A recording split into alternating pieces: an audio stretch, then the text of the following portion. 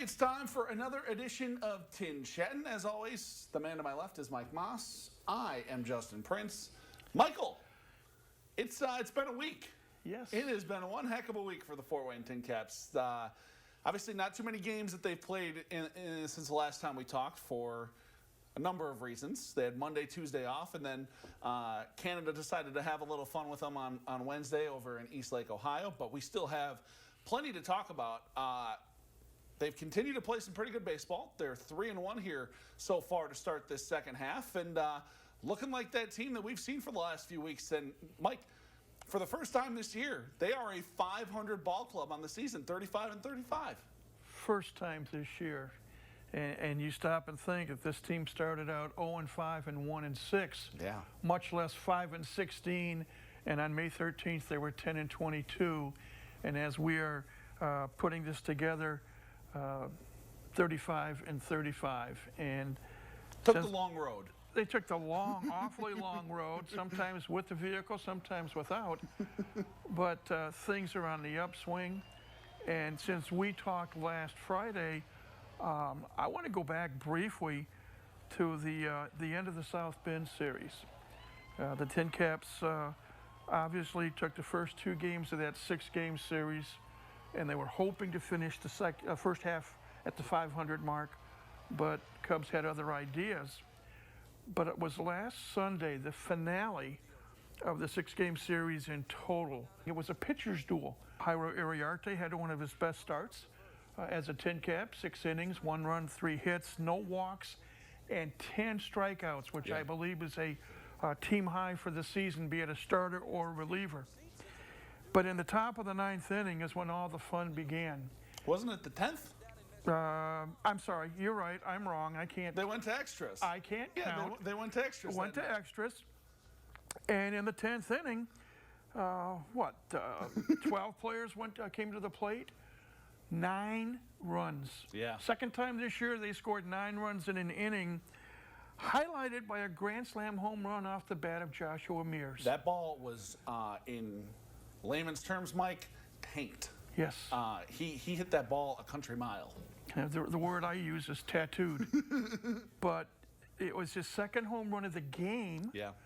And that put the finishing touches on a 9-run inning. And the TinCaps won that game 10-2. And then, as you said, Canada wanted to try to reclaim the United States as part of Canada. But the TinCaps did get the series underway on Thursday night.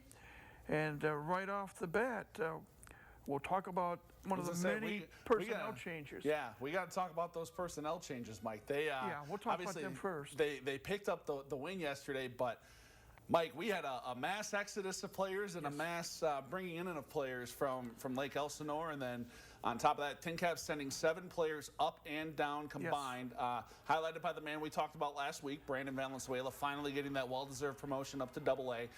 Jared Kolar also going up to AA along with Raul Brito, and then Justin Farmer, guys who have all deserved a promotion so far this year, played pretty well, especially Jared Kolar, pitched really, really well out of the bullpen, 5-0, 1.67 ERA, just looked stellar in the back half of that bullpen for the TinCaps. But Mike, they brought some new blood up, and boy, did they make an impact. Both offensively and defensively. I mean, might as well get right to it. To backtrack a little bit, in the Thursday night game, in the top of the first inning, one Graham Pauley smacked a 3-run home run, and little would we know that was just the beginning of the night for Pauley, big day for him. Later on would have a double and a 2-run homer. You mentioned Austin Krob. Yeah. And he goes 5 innings, gives up 2 runs on 5 hits. He walks 1, strikes out 5. And I think he threw the most pitches of any TinCap starter this year, near the 100 pitch mark. Yeah. But he got through the 5th inning okay. And then let's see who else. Anthony Villar, who was in Fort Wayne last year. Had a big walk-off last year at Parkview Field, if I remember correctly. Yep, and he was the starting catcher. And then the other cast of characters was still around that had been here at the start of the year, like a Joshua Mears, Nathan Martorella. He had 3 hits yesterday. Pretty good day for him. Martorella had 3 hits and walked once. Marcos Castañon Had a had a homer. single in the first inning and a home run in the ninth. And again, the TinCaps belted out 11 hits. 5 homers too, Mike. Five homers for the team. First 5-homer game for the TinCaps since 2005 as well. We are really seeing that offense start to click for this team. They hit 5 home runs in one game. That's pretty good. And we're talking 4 different players. Yeah. Paulie hit 2. We mentioned Jacob Marcy had Marcy one. hit Lucas 1. Dunn had 1. And then Castañon had 1. So you got 5 spreading the wealth. Yeah. And then you get, and for once the bullpen, the much maligned bullpen last night, if you get the bullpen to keep throwing goose eggs, and you got the starting pitching, which may be second to none in the Midwest League, and you got an offense that's cranking out hits like Washington cranks out dollar bills, the future is bright for this TinCap ball club at the outset of the second half. One other thing, maybe I'm jumping the gun a little bit, you stop me if I am, we need to let our viewers know about a milestone for the ball club, the Futures Game. Yeah. And one Jackson Merrill, #1 prospect in the Padres organization, he has been picked to play in that game at the high A level, and he's going to get to rub noses with players in AA and AAA as well. Yeah.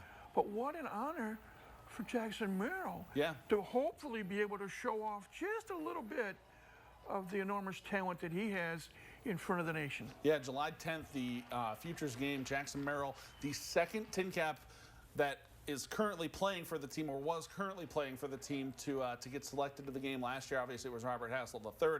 This year, it's Jackson Merrill. 3 Padres draftees actually in this game this year, Mike. James Wood, who obviously got traded out to the Washington National system in that trade for Juan Soto last year. Joey Cantillo, who's now with the Cleveland Guardians organization, who got traded in, I believe it was the Mike Clevenger deal.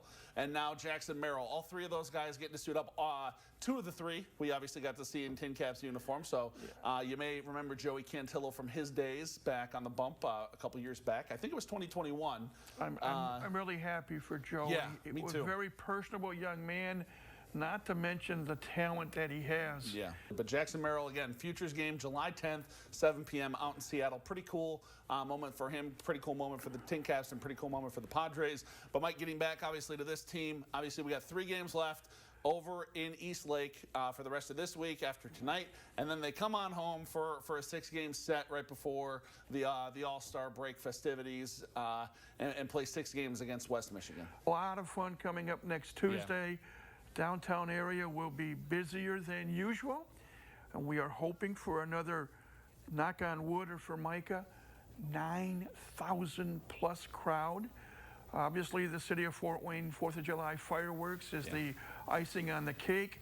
Come on out and support the TinCaps, support the city of Fort Wayne, and just have a plain good old time in downtown Fort Wayne. Yeah, looking forward to a fun week next week. Looking forward to getting back to Parkview Field after a couple weeks away. That's going to do it for this edition of TinChattin', though. As always, he's Mike. I'm Justin. Elijah and I are back with more in the locker room right after this break.